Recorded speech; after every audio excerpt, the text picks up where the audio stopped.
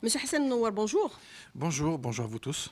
Alors, le cahier de charge relatif à la construction et l'importation de véhicules a été publié jeudi dans le journal officiel, en parallèle des aspects liés à l'industrialisation qui prévoit un taux progressif d'intégration de 2 à 5 ans pour atteindre les 30%. Il y a aussi parallèlement pour l'acquisition des droits des acquéreurs ou consommateurs sont fortement préservés dans ce cahier de charge. C'est ça la grande nouveauté, l'intérêt des usagers au-dessus de toute considération. C'est ça ce qu'il y a de nouveau dans Et ce c'est ce cahier de qui, charge. oui, et c'est ce qui nous intéresse le plus en tant qu'association consumériste.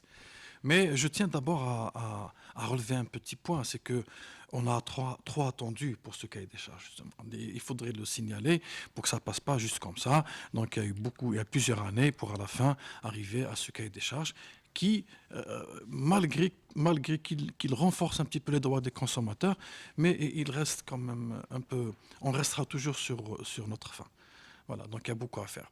Notamment, un autre volet qui va avec l'automobile, c'est le transport en commun. Donc on ne doit pas régler tous les problèmes de l'Algérie et des Algériens, notamment dans le transport, par le véhicule particulier ou bien par le véhicule, je dirais, de tourisme. Donc il faudrait aussi qu'il y ait de grandes décisions politiques pour renforcer le transport en commun. Mais justement, par rapport à ce qui nous intéresse ce matin, justement, c'est ce cahier de charge par rapport aux nouveautés qui ont été intégrées, qui préserve un peu les droits des usagers, en place bien sûr l'intérêt des consommateurs au-dessus de toute considération, même commerciale.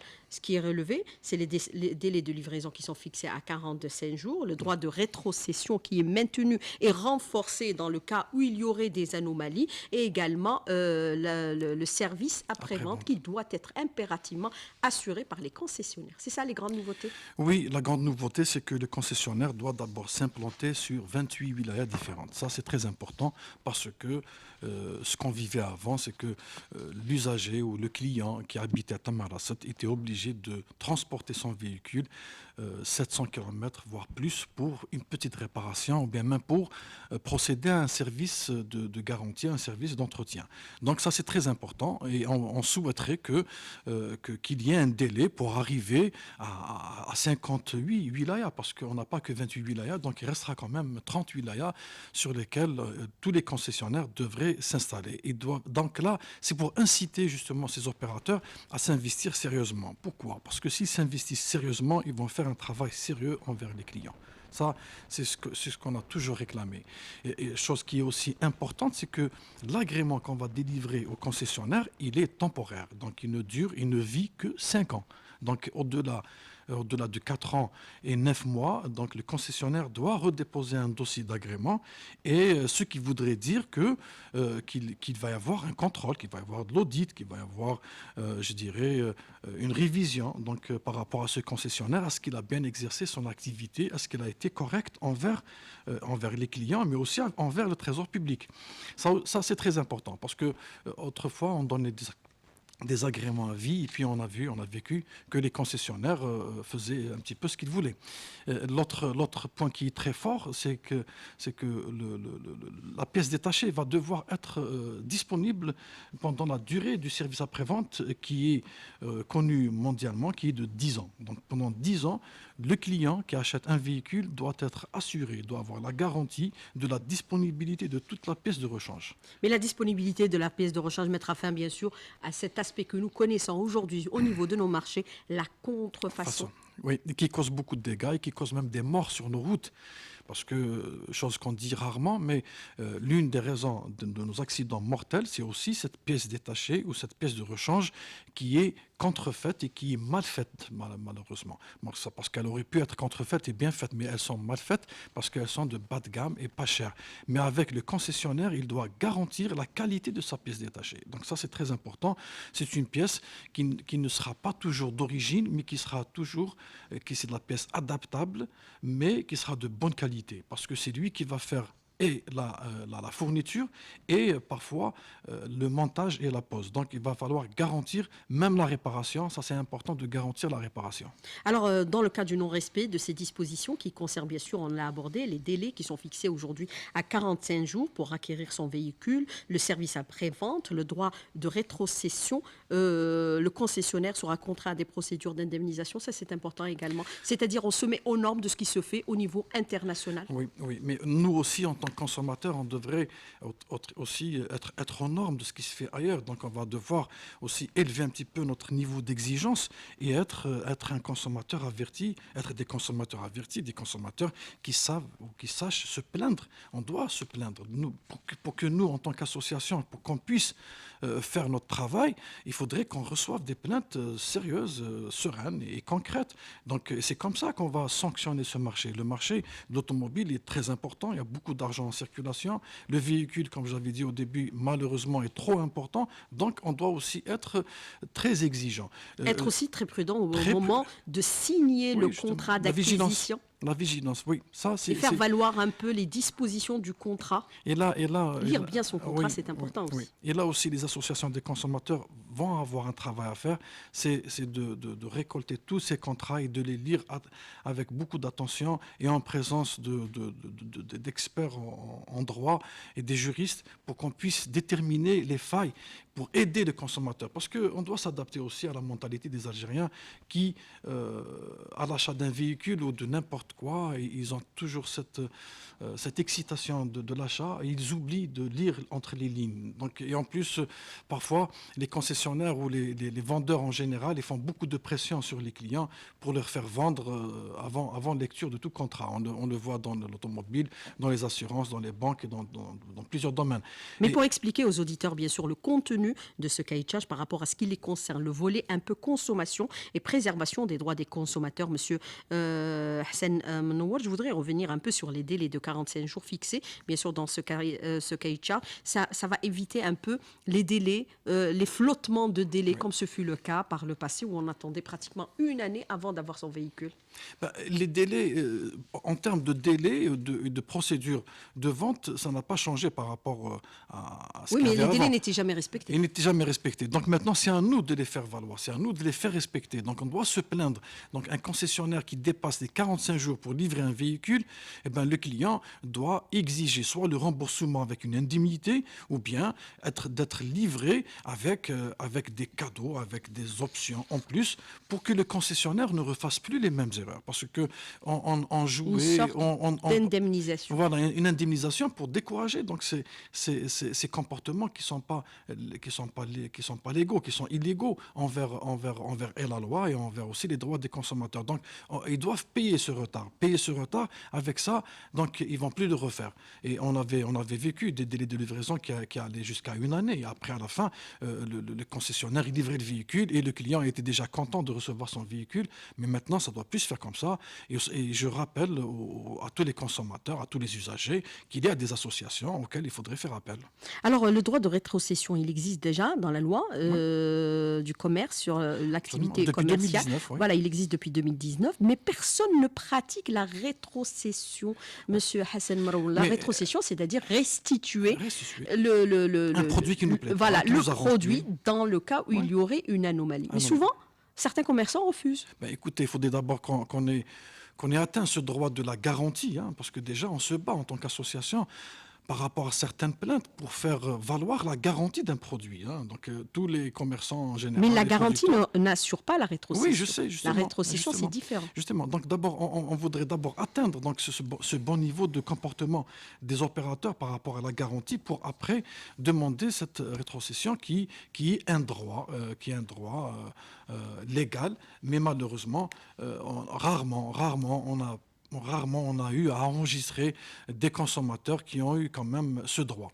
Et on espère donc avec cette nouvelle Algérie, avec ces grandes initiatives, même du président de la République, et en plus cette reprise de la maîtrise du commerce qu'on est en train de voir ces derniers jours, avec cette guerre qui est menée contre je dirais en parenthèse, les contrebandiers. Donc on doit en profiter Les en tant que spéculateurs. consommateur. Oui, en tant que consommateur, on doit reprendre notre position de force et essayer d'imposer la loi.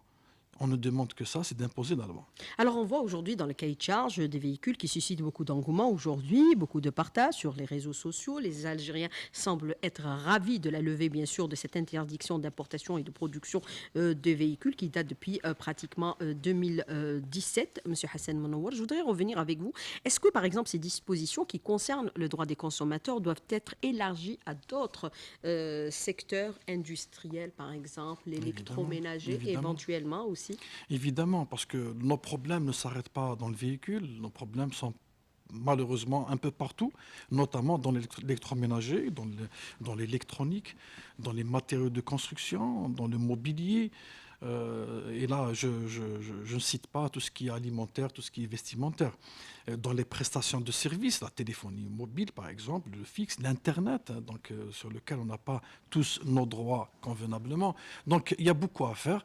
Nous considérons que les hautes instances des pouvoirs publics ont entamé cette reprise de maîtrise et de régulation des marchés à travers d'abord la lutte contre la spéculation et puis maintenant la réouverture du marché de l'automobile pour satisfaire la grande demande et puis le grand besoin de l'Algérie par rapport à ce domaine. Mais après, on attend qu'il y ait je dirais, beaucoup d'initiatives, d'autres initiatives et d'autres procédures et d'autres grandes décisions courageuses dans les autres domaines de consommation. Alors, la question de la consommation et les droits des consommateurs, ça doit être aussi une question importante aujourd'hui, Ça devrait dominante. être absolument, Dans les absolument. grands pays, c'est une question extrêmement importante et les associations de consommateurs sont fortement représentées à tous les niveaux. On parlait beaucoup de santé publique, on parlait beaucoup d'environnement, maintenant on parle aussi de sécurité alimentaire. Donc c'est pour cela que Et de consommation. oui, donc c'est pour cela qu'on doit s'orienter avec un regard beaucoup plus attentif, beaucoup plus sérieux, beaucoup plus serein envers ce domaine de consommation, donc au consommateur parce que c'est la Il touche consommation tous les domaines. et c'est les consommateurs qui font l'économie d'un pays. Et c'est cette économie qui va faire la souveraineté du pays. Donc, on doit quand même se retourner vers le consommateur et regarder ce qu'il lui faut, ce qu'il a besoin pour qu'il ne soit pas atteint dans sa santé d'abord, parce qu'on ne peut pas être souverain avec des millions de malades, envers son environnement. Donc on est en train de voir tous ces changements climatiques et l'atteinte qu'on est en train d'apporter à notre environnement, mais aussi vers sa sécurité alimentaire. Et pour cela, il faudrait qu'il y ait un écosystème convenable. L'écosystème a besoin qu'on ait du transport, donc au-delà des transports en commun, le véhicule, parce que nous avons un grand pays et nous n'avons pas beaucoup de chemin de fer, on n'a pas développé le transport aérien qui n'est pas toujours accessible, on n'a pas développé le transport maritime, donc on reste sur le pneu, hein, sur les routes. On doit développer aussi les TIC, parce que c'est avec ça, le monde maintenant, il est fait avec la numérisation. Donc, Il est virtuel. mais il est virtuel, donc le contrôle, la production, la maîtrise se fait numériquement. Donc c'est tout ça qu'on va devoir, organiser pour atteindre ces bons droits des consommateurs. Mais bien sûr, quand vous parlez de santé, il faut savoir aussi que dans le cahier de charge, le diesel pour les véhicules utilitaires est interdit. Eh ben oui, ça, c'est bien aussi. on devrait se mettre aux normes internationales. Le diesel va s'arrêter aux environs de 2030 partout dans le monde. Donc pourquoi pas en Algérie? On n'est pas différent des autres nations. Monsieur Hassan Mouawar, je voudrais revenir avec vous, bien sûr, sur ce cahier de charge qui a été publié jeudi dernier. Bien sûr, il prévoit des dispositions qui concernent l'industrialisation et l'importation des véhicules utilitaires et véhicules, bien sûr, particuliers. Ces dispositions des droits des consommateurs aujourd'hui sont définies. On les a abordées dans la première partie de l'invité de la rédaction. Reste à les mettre en œuvre de façon concrète dans le cas où il y aurait aujourd'hui, par exemple, non-respect de ces dispositions. Est-ce qu'il serait possible d'aller vers des tribunaux commerciaux pour un arbitrage, puisqu'il est prévu aussi d'aller vers l'élargissement des tribunaux commerciaux à travers tout le territoire national? Ce sera aussi une nouveauté. Absolument, évidemment. Donc, c'est pas seulement pour les véhicules, mais pour tout autre dépassement d'un opérateur ou d'un commerçant contre un consommateur. Donc maintenant, les consommateurs auront plus de force et plus d'opportunités pour rester en justice n'importe où en Algérie, dans un tribunal administratif dédié au commerce, aux affaires commerciales, pour justement Régler ces contentieux régler ces contentieux. rapidement. Rapidement. Mais bon, pour cela, je crois que tout est fait donc, dans ce cahier des charges pour qu'il y ait un minimum ou moins de problèmes. Alors, aujourd'hui, on va essayer d'envisager des situations qui pourraient peut-être générer quelques difficultés. Les délais de livraison Ouais. sont fixés à 45 jours. Si les délais sont dépassés d'un jour, c'est-à-dire 46 jours, est-ce que l'acquéreur peut saisir, demander indemnisation ou saisir les instances concernées, comme par exemple les tribunaux commerciaux? Ouais. D'abord, l'achat d'un véhicule, c'est quelque chose c'est quelque chose qui est important pour un Algérien ou pour un non-Algérien. Et avant d'acheter ou Pour des avant ménages, pour d'accommander des pour les familles, pour un ménages, individu, oui. oui, d'abord, il faudrait connaître et chercher après ce qui a été rajouté dans ce cahier des charges. Les délais ne doivent pas dépasser 45 jours. Et Dans le l'avance, cas où le l'acompte, délai passe 45 jours plus un jour, plus le 45 client. plus 1, est-ce Oui. que le consommateur est en droit Oui, de le demander client, des aides? absolument, il a le banc de commande avec la date précise. Si la date elle est dépassée d'un jour, il a le droit de demander une indemnité, d'être remboursé une indemnité. Si le concessionnaire voudrait qu'il y ait un arrangement, il faudrait que le concessionnaire paye cet arrangement. Il faudrait qu'il lui donne des options et qu'il lui offre des options pour que le commerçant, enfin, pour que le consommateur ne se plaigne pas. Voilà, donc on a des droits. On doit les chercher, on doit les faire apposer aux distributeurs ou aux concessionnaires. Donc si le véhicule il est disponible, on peut payer les 100%. Mais la disponibilité ne doit pas dépasser 7 jours. Donc on doit être livré dans les 7 jours. Et si c'est au-delà de 7 jours, on ne doit payer comme avance que 10%. La compte ne doit pas dépasser 10%. Donc, C'est ce qui est mentionné dans le c'est cahier ce de qui est charges. mentionné dans le cahier des charges. Donc, on doit pratiquer tout ça, on doit connaître. Donc, avant d'aller acheter, si on s'y connaît pas, on doit aller poser des questions.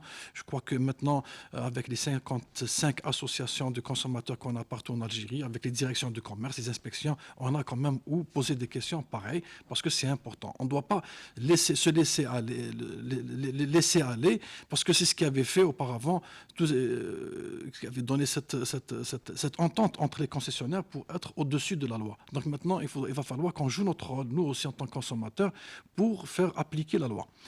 Dépassant un délai, donc j'ai le droit d'aller réclamer, d'être remboursé et en plus d'avoir une indemnité. Il faut engager des campagnes d'explication en direction Oui, des justement, consommateurs, c'est absolument. important. Et on le fait déjà si bien ce matin et on va le faire aussi. J'espère qu'on aura plus d'occasions parce qu'à partir de 2023, on suppose et on espère qu'il va y avoir l'installation déjà de plusieurs concessionnaires et on doit le faire avant. On doit le faire avant pour préparer les Algériens à ces achats qui sont importants. Donc, avec cette culture de la consommation, on fait valoir un peu les normes qui sont pratiquées à Oui. travers le monde. Absolument. Il y a Et quelque ça, chose. c'est important. Oui, c'est C'est important. un mécanisme aussi de régulation du marché pour lutter contre certaines pratiques un Ben peu oui. illicites, comme par exemple la contrefaçon. Ben, d'abord, on doit rappeler qu'il y a quelque chose qui est très important. C'est qu'un concessionnaire maintenant ne pourrait pas être multimarque. Donc, il ne pourrait représenter Qu'une seule marque. qu'un seul. Il ne pourrait représenter qu'un seul constructeur automobile, même seule si le marque. constructeur a plusieurs marques. Donc Oui, c'est vrai. on connaît Les Allemands, des ils ont constructeurs, plusieurs les marques, Allemands, ils alors. ont plusieurs marques. Mais là, c'est pour encore mettre je dirais, des garde-fous par rapport à ces concessionnaires qui parfois jouent entre les constructeurs et entre les marques et le consommateur se trouve perdu. Donc ça, c'est Mais les important. concessionnaires sont bien sûr sous l'autorité un peu des fabricants, des grandes marques. Ça, c'est important également parce que oui. les fabricants n'accepteront pas d'entraver les procédures dictées dans le cahier de charge. Ben, d'abord, il n'y a pas d'agrément s'il n'y a pas un contrat signé avec un constructeur. Donc un concessionnaire maintenant, pour qu'il puisse ouvrir en Algérie, il doit avoir un contrat sérieux signé avec un constructeur, pas avec deux constructeurs. Donc le constructeur, s'il a plusieurs marques, ça marchera. Avant, il y avait des multimarques. Voilà, Oui. avant il y avait des multimarques et ça ne marchera plus. Et c'est dans l'intérêt des consommateurs parce qu'on on aura plus de choix et on va y avoir plus de concurrence sur ce marché. Ça, c'est une forme de régulation, il est vrai. Mais aussi, on a vu qu'il y a dans le cahier des charges, il y a beaucoup de points qui parle de sécurité des individus, hein. Notamment, et je reviens sur un point qui était important pour nous, Association Al-Aman, c'était le chronotachygraphe des camions, donc qu'on avait réclamé à chaque fois. C'est ce mouchard qu'on voulait faire installer sur les véhicules lourds, donc notamment les camions, les autocars, les Et autobus. on en parle depuis Maintenant, 2008, au oui, code de la depuis une route. minute, absolument. Maintenant, alhamdoulilah, il figure sur ce cahier des charges. Donc, on n'aura plus de camions ou d'autobus qui seront importés sans qu'il y ait une installation, pas une préinstallation, mais carrément une installation de cet équipement de sécurité. En plus, bien C'est la sûr, boîte noire du c'est véhicule, la boîte noire du véhicule, et c'est ça comme qui pour va, les avions. et c'est ça Les qui va bateaux. surveiller nos chauffeurs et nos chauffards entre guillemets sur nos routes. Ça, c'est très important. On le voulait tellement, eh ben, on l'a eu, alhamdoulilah. Mais je vous ai parlé un peu des constructeurs qui viendront, bien sûr, importer via les concessionnaires. C'est important de traiter directement avec les constructeurs pour respecter les normes de sécurité. Ben, évidemment, parce que pas seulement pour respecter les normes de sécurité, Parce qu'avant, c'était les concessionnaires qui importaient. oui, mais avoir les mêmes normes qui existent ailleurs. Donc, le véhicule qui sera vendu en Algérie, on espère, hein, qu'il ait les mêmes normes et les mêmes caractéristiques du véhicule qui va se vendre en Europe ou même au pays du constructeur lui-même. Donc, ça, c'est très important. Et les constructeurs ne vont pas jouer avec leur marque. Donc, ils feront attention donc, au respect de ce cahier des charges, et avec ça, le respect du client ou du consommateur algérien. Alors, autre aspect, bien sûr, on l'a abordé dans la première partie de l'invité de la rédaction, c'est-à-dire l'interdiction d'importation des véhicules diesel pour le véhicule, bien sûr, touristique. Mais on parle aussi graduellement d'aller vers l'importation de véhicules électriques par, bien sûr, les constructeurs dans le cahier de charge, et également le véhicule à hydrogène. Mais est-ce qu'il faudrait se préparer à cette échéance de telle sorte à installer des bornes électriques au niveau, par exemple, des stations naftales et au niveau des routes et autoroutes? Oui. Partout. Oui, la Se question, préparer à cette oui. échéance. La question, on avait étudié déjà l'association Aman en 2018 et on avait fait des propositions. Donc, aller directement vers le véhicule électrique, il faudrait se préparer. Donc, il faudrait installer commencer des maintenant. bornes, oui, des bornes. bornes. Et c'est ce qu'on avait réclamé en 2018, c'était commencer à installer des bornes partout. Alors, dans les stations de service, mais aussi dans les parkings. D'abord, il faudrait qu'on construise des parkings aux normes et y mettre des bornes. Parce que charger un véhicule, ça prendra entre 3 et 4 heures. Et c'est au moment où le véhicule il est garé. Même dans les entreprises, par exemple ici, au parking de la Radio Nationale. Et il On a faudrait des qu'il y ait panneaux des bornes. photovoltaïques à l'entrée. Oui, mais il faudrait aussi qu'il y ait des bornes pour que quand je viens ici chez vous, je laisse ma voiture chargée le temps qu'on fasse l'émission. Donc ça, voilà comment ça va se passer. Mais entre-temps, on doit encourager l'importation des véhicules hybrides. Hybrides, le moteur électrique ou la batterie du moteur électrique se charge quand le véhicule roule à l'essence. Donc ça roule à l'essence et ça charge la batterie, hein, par effet d'alternateur pour le générateur électrique. Donc ça, on peut le faire fonctionner dès maintenant, de suite, à partir de janvier 2023, ça va marcher. C'est des véhicules qui sont très économiques et qui sont écologiques. Donc, et on a intérêt à aller d'abord sur ça. Évidemment, le GPL, parce que c'est un carburant local, algérien et national, et puis c'est un carburant qui est propre, et c'est un carburant qui fait durer la vie du véhicule, et on l'a en Algérie, mais malheureusement, c'est pas toutes les stations qui sont dotées, et puis aussi le coût de l'installation qui reste quand même assez cher. Donc pour cela, il va falloir qu'il y ait des encouragements financiers, donc qu'il y ait des subventions élargies pratiquement à tous ceux qui veulent le faire, qu'il y ait beaucoup plus d'installateurs et qu'il y ait des citernes CELRAS dans toutes nos stations.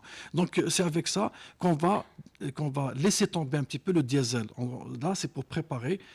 On se prépare à être avec le monde entier pour abandonner le diesel qui porte atteinte et à la santé publique et à la santé de l'environnement. Et il faut prévoir aussi des réservoirs à hydrogène dans nos stations de Oui. service pour l'avenir également, puisque l'hydrogène n'est pas polluant. Pour les bornes électriques, ils doivent être équipés en panneaux photovoltaïques pour préserver aussi à la fois notre santé et notre santé environnementale. Bien C'est sûr. important, Oui, Monsieur Nouar. bien sûr. C'est-à-dire Rapidement sur que- la question eh pour ben, qu'on aborde celle des écoutez, auditeurs. maintenant pour le panneau photovoltaïque, là c'est carrément la transition vers l'énergie propre. Donc partout, dans tout ce qu'on consomme en énergie, on doit aller vers cette énergie propre, y compris pour les bornes de recharge des véhicules. Donc ça devrait être aussi une grande décision des pouvoirs publics pour assurer cette transition. Nous avons même un ministère de transition énergétique et on voudrait qu'il y ait sur le terrain des initiatives, qu'il y ait des communes, qu'il y ait des institutions, qu'il y ait de l'éclairage public alimenté par cette énergie propre. Et on ne va pas réinventer le panneau ni la batterie, mais on va devoir imposer ça d'une manière technique, scientifique et d'une manière intelligente un peu partout en Algérie, à commencer par les zones rurales, sans oublier les zones urbaines où il y a de grandes pollutions. Il y a des domaines sur lesquels on pourrait aller très vite, notamment les projets étatiques où la commande elle est publique, donc et le financement pourrait être disponible plus facilement que chez un opérateur privé. Et donc il n'y a pas que la bande. Voilà, j'ai dit ça pour dire qu'il n'y a pas que la bande pour la recharge du véhicule, mais pratiquement toute notre électricité doit transiter graduellement vers l'énergie solaire ou éolienne. Bien sûr, autre question que je voudrais aborder avec vous, pour les moins de 3 ans, l'importation pour les particuliers, les dispositions sont définies dans la loi de finances. On a vu un peu les débats où certains exigent aujourd'hui les moins de 5 ans. Avec les accidents de la circulation que nous connaissons dans notre pays, en raison bien sûr de la vétusté des véhicules, les moins de 3 ans, c'est préférable, monsieur Hassan Mnawar, même si c'est défini dans la loi de finances aujourd'hui. On va vers les moins de 3 ans et pas les moins de 5 ans. Les députés ont demandé les moins de 5 ans. Oui, on a présenté, on s'est positionné par rapport à ça et on avait dit qu'un véhicule de moins de 3 ans en Europe n'est pas donné. Donc il reste quand même cher et il n'est pas à la portée des citoyens algériens qui en désirent. Parce que même en Europe, il y a la crise économique, même en Europe, les gens maintenant font plus attention, ils ne liquident plus leurs véhicules comme ils le faisaient avant. Donc, sur le marché national, pour les véhicules neufs, on va les acheter au prix réel. C'est ce qu'il a dit le ministre de l'Industrie. Sur le prix et sur, bien sûr, certains aspects commerciaux, l'État n'a pas droit de regard. Oui, bien sûr. C'est bien de le rappeler pour dire qu'on ne doit pas s'attendre à ce qu'il y ait des véhicules comme en 2014. Donc, les prix vont nettement augmenter. Mais si je reviens aux véhicules d'occasion... Le contexte l'a exigé. Oui, absolument. C'est un contexte qui est international. Donc, maintenant, arrivé à moins de 5 ans, oui, on est favorable, mais il faudrait qu'on ait ce grand laboratoire des produits industriels. Il faudrait qu'on puisse exercer le crash test en Algérie. Malheureusement, on n'a pas encore. Donc c'est pour cela qu'on a toujours cette crainte d'importer des véhicules de 5 ans parce qu'on craint pour notre environnement et on craint aussi pour la sécurité des usagers. Mais si on met en œuvre ce laboratoire qui est très important pour nous en tant qu'association et qu'on attend depuis 2008, mais malheureusement dont on ne voit pas de résultats, on est obligé maintenant de restreindre à l'importation de moins de 3 ans, alors que je réitère notre position. Avant, on était même contre qu'on importe des véhicules de moins de 3 ans, parce que justement, on n'a pas ces laboratoires, et on risque même à moins de 3 ans d'importer des véhicules qui ont fait des véhicules qui étaient dans des entreprises de location et qui ont trop roulé, et qui vont se retrouver en Algérie, malheureusement, et ce ne sera pas bien ni pour l'image de marque du pays, ni pour la santé de notre environnement, ni pour aussi la sécurité sur nos routes. Alors, pour les moins de 3 ans, dès l'adoption bien sûr de la loi de finances et la promulgation de ces dispositions dans le journal officiel, après signature par le président de la République, on pourra déjà entreprendre les dispositions relatives à l'importation des moins de 3 ans. Il faut renforcer le contrôle au niveau frontalier par rapport à ces véhicules pour éviter de connaître ce qu'on a connu par le passé, par exemple les véhicules ZH. Oui, mais malheureusement, il va y avoir un contrôle documentaire, donc le contrôle technique. C'est-à-dire sur la présentation de pièces. De pièces. Mais le contrôle technique, il va falloir prendre des échantillons de temps en temps et les prendre dans un laboratoire et vérifier. Et comme je viens de le dire, on va avoir du bon et du mauvais. Et je crains qu'il va y avoir du mauvais plus que de bon. Parce que les entreprises en Europe se préparent à liquider leurs véhicules. Il ne faut pas anticiper, monsieur. Mais ce n'est pas d'anticipation, c'est de la prévision. Donc on sait comment que ça se passe. Moi, j'ai déjà contacté quelques personnes en Europe et ils m'ont dit qu'il y a une effervescence des entreprises de location qui sont en train de préparer à nous vendre leurs véhicules usagés. Alors, vous avez cette question de l'auditeur qui est très pertinente, M. Hassan Mnawar. En tant qu'association de protection des consommateurs, comment vous allez défendre la mesure qui exige que le client a le droit d'avoir un véhicule de remplacement en attendant que son véhicule soit réparé? C'est des dispositions qui sont contenues dans le cahier de charge. Je l'explique. Alors, avant, la disposition existait, mais malheureusement... jamais été respectée. Elle n'a jamais été respectée. Mais je tiens à rassurer Même la rétrocession n'est jamais respectée. je tiens à rassurer l'auditeur, quand on a reçu des plaintes, quand on a accompagné des plaignants dans ce domaine, ils ont eu gain de cause, ils ont eu un véhicule. On a même été à leur choisir le véhicule qui leur convenait. C'est-à-dire quand on prenait en réparation un véhicule haut de gamme, un monospace par exemple, ou un 4x4, il faudrait qu'il ait le même gabarit.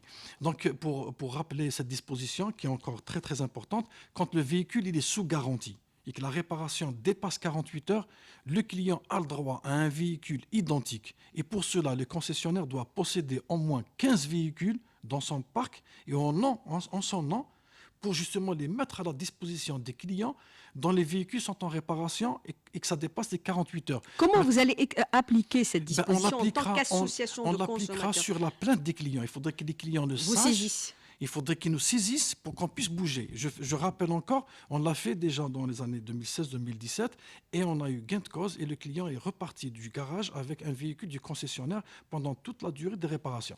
Alors, il faut installer une commission d'experts connus et reconnus sur le marché international de l'automobile pour pouvoir savoir si on sera dans les normes. C'est la question de l'auditeur.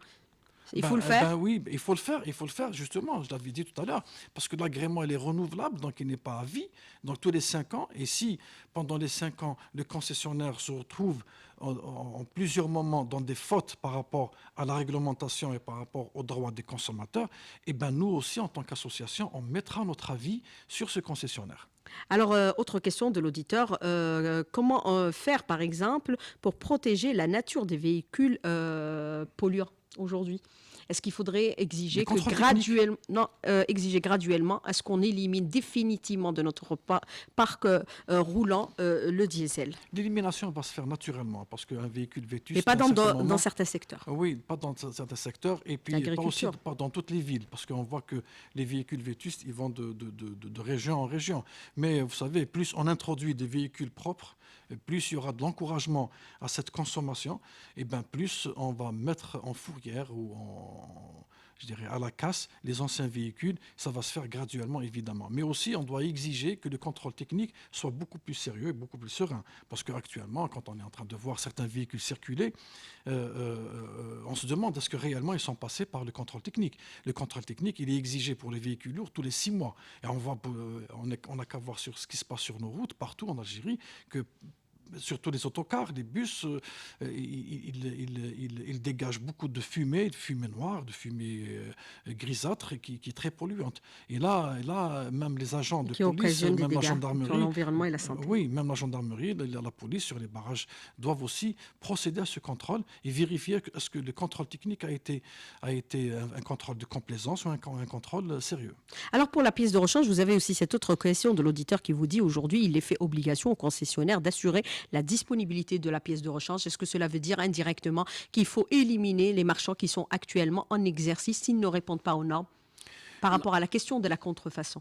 Vous savez, le travail doit se faire dans un écosystème où tout le monde pourrait se retrouver. Mais il faudrait que tout le monde travaille dans la formalité. Il faudrait qu'il n'y ait plus d'informel, parce qu'actuellement, ce domaine de pièces détachées, il est à 80% dans l'informel. Et tout le monde le sait. Donc, avec les concessionnaires, le client, il est rassuré. Il a la garantie d'avoir la bonne pièce d'origine. Elle sera peut-être un peu plus chère, mais c'est comme ça que ça se fait partout dans le monde. La sécurité n'a pas de prix. La sécurité n'a pas de prix. Maintenant, il va y avoir d'autres commerçants pour la pièce détachée. C'est tout à fait normal, parce que on a un parc d'abord qui existe et qui a besoin de pièces de rechange. Il n'y a pas que les véhicules neufs. Donc on a déjà notre parc qui est déjà vétuste et pour lequel il faudrait importer beaucoup de pièces de rechange et de bonne qualité. Et bien sûr, un parc de près de 8 millions de véhicules. Alors, quand l'état des routes endommage le véhicule, à qui s'adresser dans ce cas-là, Monsieur Hassan Nouar? D'abord, aux associations non, d'abord, si c'est un chemin communal, il faudrait s'adresser à la mairie. Il faut même aller déposer plainte. Nous, on voudrait encourager et même accompagner des plaignants, cette culture d'aller déposer plainte. De déposer plainte. Si j'ai ma voiture qui a été je dirais, endommagée par un trou, par un dodane, mal fait, on doit quand même avoir cette culture d'aller se plaindre. Si c'est dans un chemin de wilaya, donc c'est à la direction des travaux publics, et si c'est à l'autoroute, donc c'est à l'Agence nationale des autoroutes, et bien sûr se faire accompagner par une association des consommateurs pour justement donner en quelque sorte des leçons concernant ce domaine, parce qu'il est vrai que non seulement ça use les véhicules, mais aussi ça tue des personnes. Alors, autre question de l'auditeur qui vous dit aujourd'hui, on va graduellement vers, à travers le monde, généralisation du véhicule électrique. On a parlé bien sûr des bornes électriques qui doivent être installées au niveau des stations d'essence, mais également au niveau des routes et autoroutes. Alors, est-ce que l'État doit octroyer des aides pour l'achat de véhicules électriques Oui, on le encouragés, voudrait bien. comme cela se fait Ben, dans certains pays d'abord, vous me donnez de l'Europe? l'occasion de dire que maintenant, les ministères, les collectivités locales, les services de sécurité doivent d'abord, eux, même commencer à se doter de véhicules électriques, surtout quand ils circulent en ville. Donc c'est donner l'exemple. Notamment, on appelle le ministère de l'Environnement d'abord à être les premiers, les initiateurs, et puis aussi la wilaya d'Alger, les autres ministères, les départements, les institutions, à commencer pour donner cette culture, parce qu'on doit voir des exemples. Moi je suis un particulier, je voudrais d'abord voir ce véhicule circuler chez l'autorité, chez les services de sécurité, chez la collectivité locale, chez les journalistes, la télévision, la radio. L'association des consommateurs. L'association des consommateurs, évidemment. Donc c'est avec ça qu'on va encourager cette consommation saine et écologique.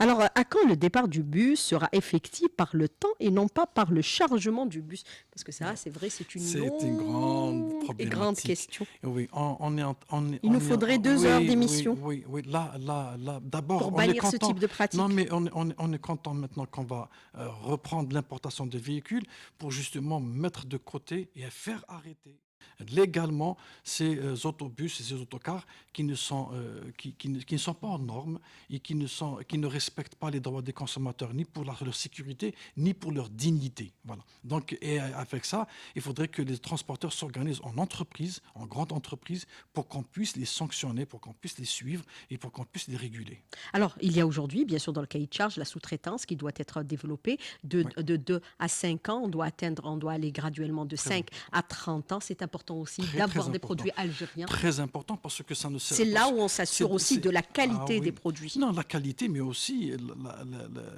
je dirais, la stabilité de notre économie. Que Parce ça ne soit que, pas de l'importation oui, déguisée. mais on va pas toujours On va consommer faire ce tout qu'on ce a fait qui est par le passé. absolument. SKD, c'est calé. Donc, on va pas peut-être fabriquer un moteur, mais quand même, on On saura. pourrait fabriquer un moteur. Pourquoi on Ben, ne vous le savez, ferait pas? c'est des Il faut être technologies qui ambitieux, existent Monsieur dans le Hassan. monde, mais si on arrive déjà à fabriquer nos pneus, nos jantes, nos pare-chocs, nos vitres, nos tableaux de bord, nos sièges, Les nos freins. roulements, les freins, les plaquettes, les rotules, On les a le pots véhicule. d'échappement, l'acier, on a Si on fait l'acier, tout ce que vous avez dit, on a le véhicule. ben non, parce que quand je parle du moteur, le moteur, c'est des technologies qui sont détenues par de grandes firmes et ça, c'est pas méchant si on importe le moteur et qu'on fabrique le reste, parce que On pourra le fabriquer, même le moteur. Inch'Allah, pourquoi pas. Donc, Il faut être optimiste, Monsieur ben, Hassan. je le suis, On mais veut adhérer au BRICS. je suis aussi réaliste. Je suis aussi réaliste. Mais on veut adhérer aussi au BRICS. Monsieur Hassan Mounawar, merci d'avoir répondu à nos questions et d'avoir été en direct avec nous ce matin dans le studio. Merci beaucoup. Bonne Merci, c'est journée. moi qui vous À remercie. bientôt. Bonne Au journée. revoir. Merci.